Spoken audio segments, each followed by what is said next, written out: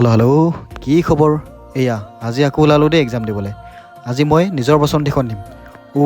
পেট্ৰলৰ যিহে দাম, ভৰাবলৈ মনে নাযায়। আপোনালোকৰ ফালে পেট্ৰলৰ দামটো ক'বচোন দেই। আজি মানে আমাৰ দুটা এক্সাম আছে, এটা আগবেলা আৰু এটা পিছবেলা। এই বিহু বতৰত বাৰু কোনে এক্সাম পাতে কওকচোন গাইজ। এয়া কলেজ আহি পালোঁ আৰু আহিয়ে কপিলে ৰুম ৰং চালে। এক্সামটো দিলোঁ বাৰু। আজি এক্সাম কালিতকৈ বেছিয়ে শুকালে। এয়া আমাৰ কলেজৰ লাইব্ৰেৰী। যিহেতু 3 ঘণ্টা ব্ৰেক আছে, ভাবিলোঁ ইয়াতে অলপ কিতাপখন মেলোঁ বুলি। লাইব্ৰেৰীত সোমালে মানে এনেকৈ বোম চাইন মাৰি যাব লাগে, নহ'লে সোমাবলৈ নিদিয়ে। মইনো কি কিতাপ পঢ়িম? ছেমিষ্টাৰৰ 6টা মাহত একো নহ'ল। এই 3 ঘণ্টাতনো কি হ'ব কওকচোন গাইজ। কিতাপ পঢ়িব আহি গ'ল দেই। নতুন হৈ আছে গাইজ, চাব পাৰে একদম ব্ৰেণ্ড নিউ। সেয়া পঢ়া শুনা চলি আছে ধুনীয়াকৈ। বিশালে ক'লে বল ঠাণ্ডা খাওঁ বুলি, বহুত গৰম পৰিছে।